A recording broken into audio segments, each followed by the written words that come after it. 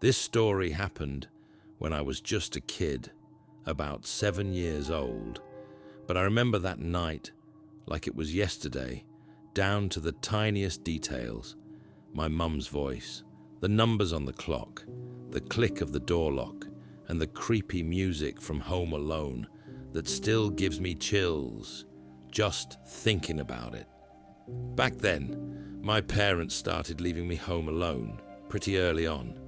It was the 90s. Nobody even dreamed of hiring a paid babysitter. Life was tough, and going out to a friend's party was a big deal. So that night, they headed off to someone's birthday celebration, leaving me alone in the apartment. It was only the second or third time they'd done it. They drilled the usual rules into me. Don't watch TV too long before bed. Turn off all the lights in the apartment, though I was allowed to keep the nightlight by my bed. And I couldn't figure out why that mattered back then, but I sure did later. And then there was the big one, the rule they practically hammered into my skull. Lock the door tight. Don't open it for anyone.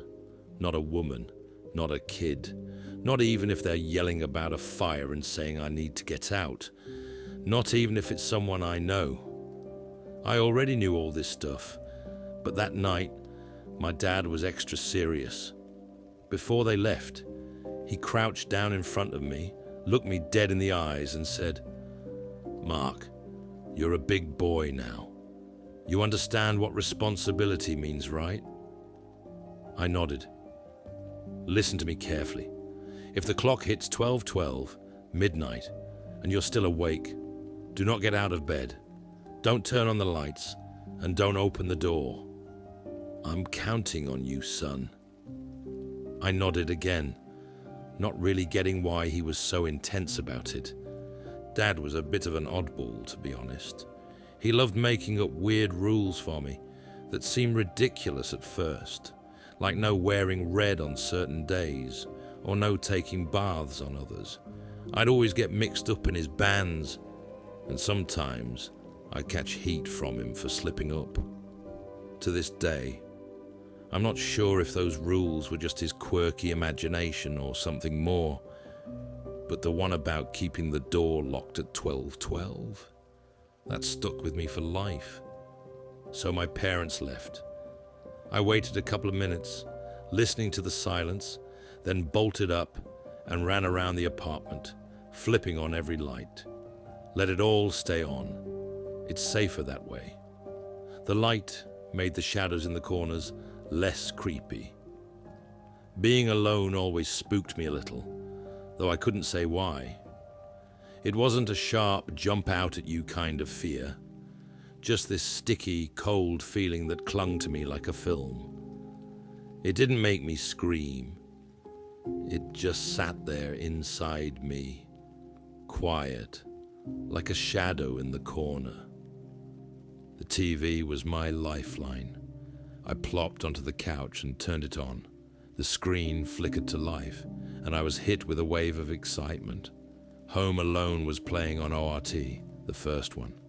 I knew it by heart, could recite every joke, every trap Kevin set. I'd even quote his lines to my friends. It was the scene where Kevin's jumping on the bed, thrilled to be home alone. Just like me, except I wasn't exactly feeling the joy in that empty house without my parents. I watched for about 10 minutes before I caught myself listening harder. It sounded like someone was messing around by the door in the hallway. Of course, no one was there, but my brain latched onto the idea that maybe my parents weren't coming back. What if something happened to them? What if they got robbed or crashed the car? They were so far away now, and I didn't even know where. My insides went cold, my palms got sweaty, and I felt off. I jumped up from the couch and ran to the phone, a big creamy-colored thing with a long coiled cord sitting on a shelf in the hallway. I had to stand on my tiptoes to reach the buttons. My fingers shook as I dialed. 4, 4, 2, 1. "Hello?" A slow, drawn-out male voice answered. I steeled myself and blurted out, just like I'd been taught. "Hi, this is Mark. Can you get my dad, Vladimir Grigorievich, on the phone, please?" The guy burst out laughing and shouted off to the side, "Vladimir Grigorievich, you're wanted!" Music blared in the background. Someone was laughing loud, and I caught snippets of chatter. "Pour me another," before my dad finally took the phone. "Mark, what's wrong?" His voice was a little muffled, like the thumping music was dragging it away. "Are you coming back?" My voice came out thin and shaky. "Of course we're coming back," he laughed. "You okay there?" I nodded, then remembered he couldn't see me and said, "Yeah. Good boy. We'll be home soon. Go to bed." "Dad, do you remember what you said about 1212? For a second, the line went quieter, like he'd covered the receiver with his hand. Then his tone got serious. "Of course I remember. You'll do what I said, right?" "Yeah," I answered. "Good job, son." He hung up. Somehow, that didn't make me feel better. It felt like my parents were impossibly far away, not just a few miles, but in a whole different world. I shuffled back to the living room, sat on the couch, pulled my knees up to my chest, and stared at the TV again. On the screen, Kevin was setting traps, scattering toys, icing the porch, laying out feathers by the fan. I knew what was coming. Harry running around with his head on fire, Marv slipping on the ice and getting clocked with an iron, then the paint cans finishing them off. I laughed out loud. Then I heard something that made my heart pound faster.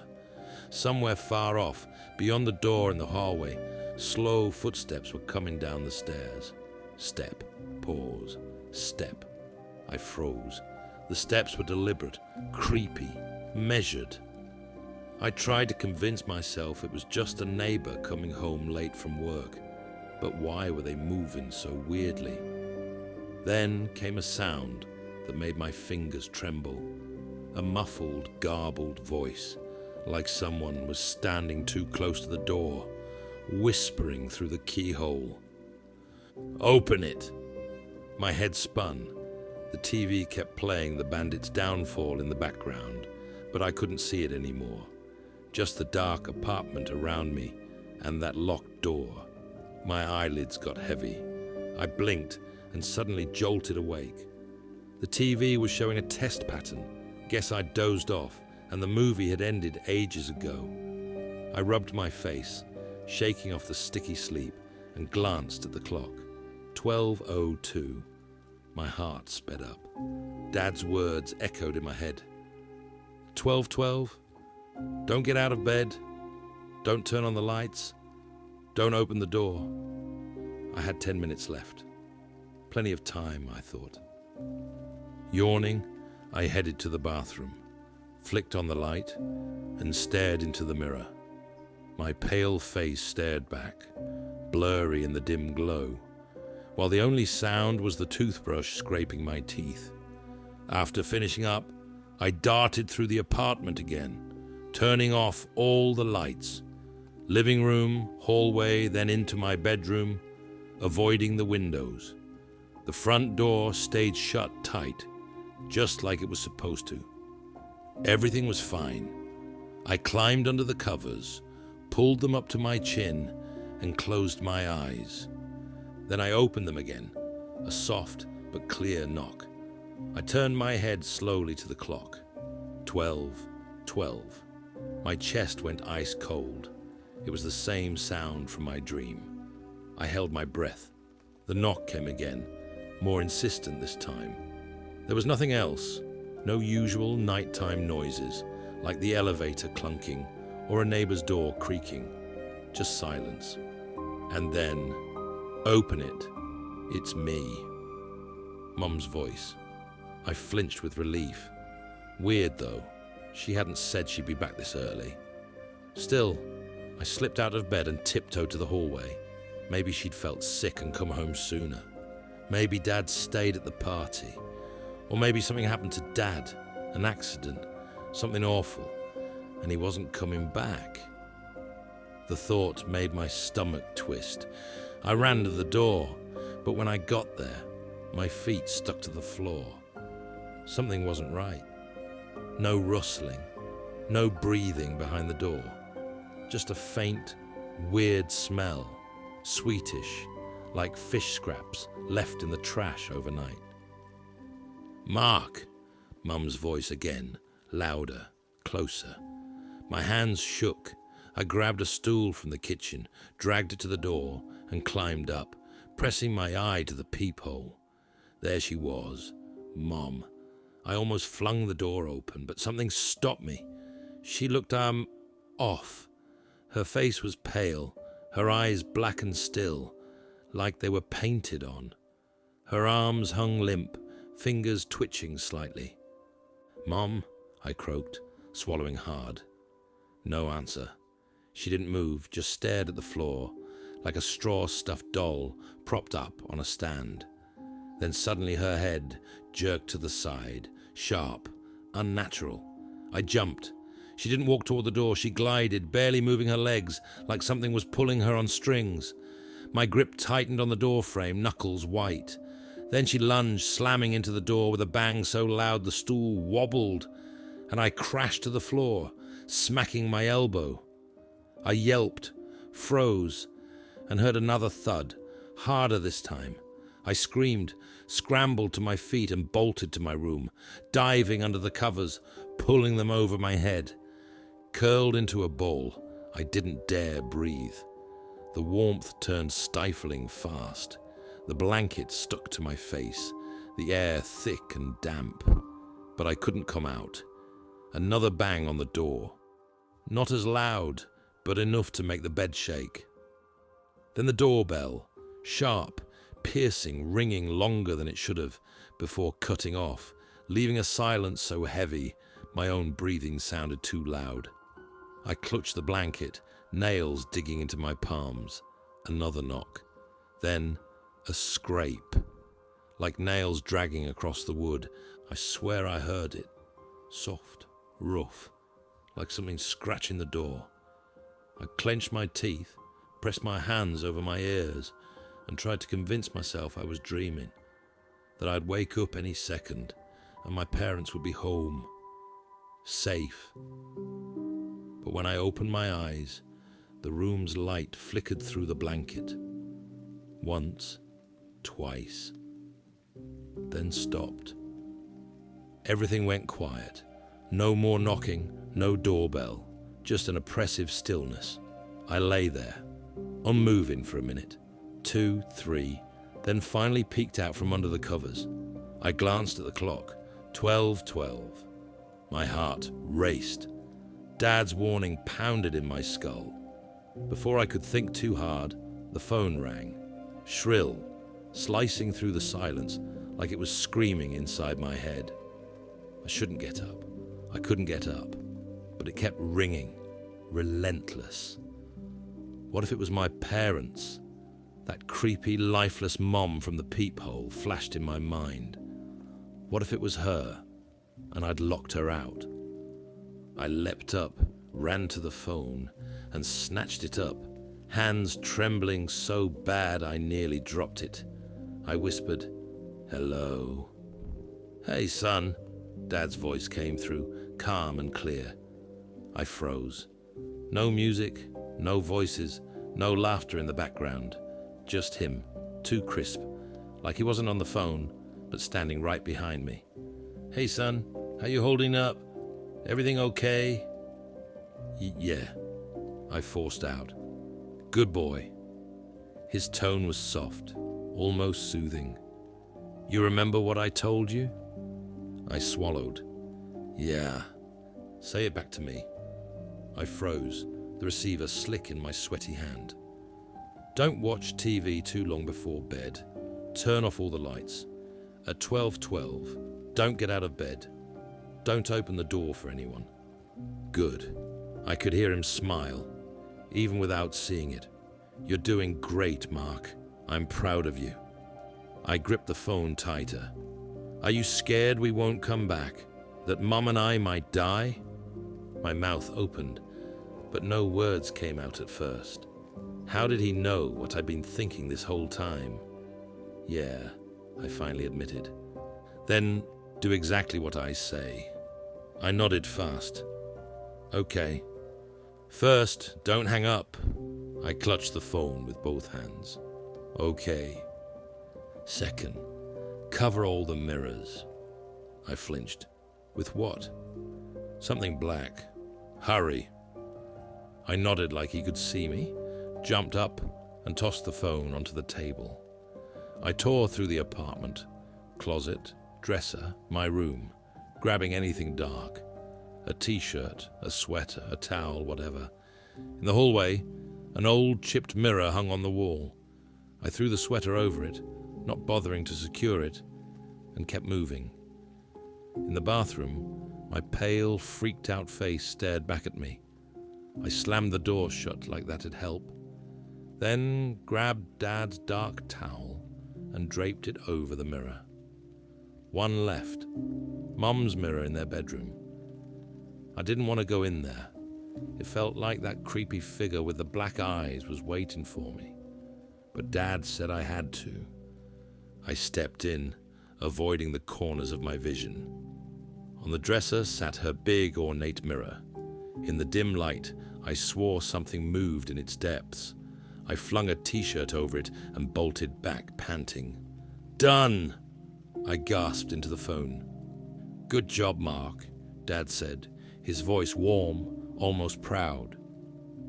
You did it right. I swallowed, fear still echoing inside me, but his praise felt like a sip of hot tea on a freezing day. Dad knew what to do. He'd help me. Now, he went on, go to the door, turn the lock a few times, then push it. I froze. Why? Just do it, son. It's important. Okay, I rasped. I crept to the door. It looked taller, heavier, darker than before. My shaky hand reached for the lock. I turned it once. A faint sound came from the other side. Not a knock, not a voice, just a soft rustle. Like someone out there took a deep breath. I stopped, my heart slamming against my ribs so loud, I thought it burst out. Then Dad's voice exploded through the phone, cold and terrifying. If you don't open it, they'll die. It wasn't soft anymore. There was steel in it, ruthless. Your parents will die. Something crackled on the line, a heavy breath that wasn't his. Dad, what? They'll be cut, he snarled, his voice dropping low and grating, inch by inch, slow, while I hold them down so they can't squirm. They'll choke on their own screams. I squeezed my eyes shut, lips mouthing no, no, no. Then I'll hang them up, he hissed, like a snake. Rats will crawl from below, hundreds of them, into their mouths, their eyes, tearing your mum and dad apart until there's nothing left. Shut up, I choked, but he kept going. They'll scream for you, but you won't hear them because the rats will rip out their throats. Your mum'll claw the walls till her nails peel off. You can't imagine how she'll scream, Mark. I yelled, stop! The phone slipped from my hands, thudding onto the floor. The plastic cracked, but his voice didn't stop. You'll be alone forever. Your parents are never coming back. Never. I curled into a ball, hands over my ears, trying to block out the horror seeping from the walls, the darkness. Turn on the light, I thought, and lunge for the switch, tripping over the phone cord. Click, click. Nothing. I ran to the living room. Nothing. Kitchen still dark. My breath hitched, hands shaking as I slapped at switches, scratched the walls, but every bulb stayed dead. Then, out of the corner of my eye, I saw it, a shadow in the living room window.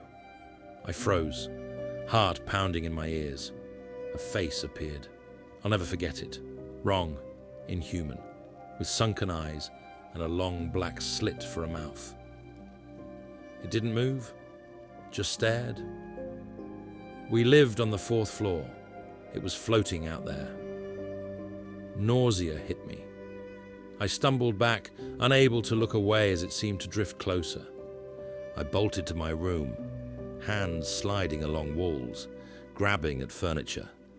The darkness thickened, and everything felt off. I knew where the dresser was, the coat rack, the shelf. But when I reached out, I hit something soft and sticky. I tripped over a chair that seemed to breathe. My hand brushed something smooth and round. It twitched. I yanked back, crawling blindly through the hallway. Something slimy squished under my foot. I squealed, jerked away, and slammed into the wall, screaming as I swore something grabbed me from behind. Finally, I reached my bed, scrambled onto it, and wedged myself into the corner. The room shook. Knocks, rustles, creaks everywhere. Sharp, dry scratches came from the walls, the floor, like nails on wood. Whispers, too quiet to make out, swirled around me.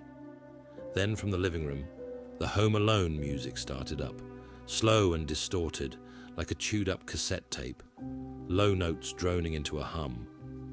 Shadows moved outside the window. Voices laughed at me, and the rustling crept closer. I lost it. I screamed until my chest burned, the sounds blending into a wild mess of screeches, scrapes, and cackles. I couldn't tell what was real anymore. Then, like a blanket dropping over the room, it all dulled, still there, but distant. The knocks faded, less invasive. I gulped air, head spinning. It's a dream. It has to be. I glanced at the clock. 12:12. Still 12:12. I stared at those numbers, then grabbed the clock with trembling hands and twisted the dial. The minute hand ticked forward. 12:30, 12:45, 1 o'clock, 1:30, 2 o'clock. The whispers faded. The music died out. Silence. Suddenly the lights flicked on, and the darkness peeled back. The room was normal. Desk, bed, dresser, bookshelf, all in place. The air hung heavy, like after a storm. I listened. Nothing. My parents should have been back by now. I slid my legs off the bed, wrapped in the blanket, when footsteps sounded outside the door. I held my breath. A key slid into the lock and turned. I gripped the blanket tight in my fists,